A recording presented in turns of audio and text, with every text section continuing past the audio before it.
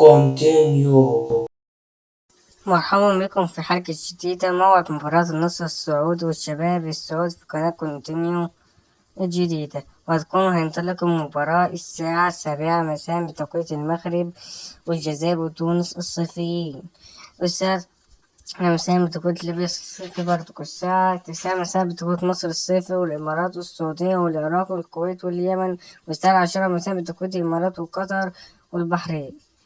وهتكون مباراة صعبة لكلا الفريقين، هيكون أقوى تربي في كأس التوربين. ولا يسألني ايه فرق التوقيت دي بسبب إن في بعضهم بالتوقيت الصيفي وبعضهم لا.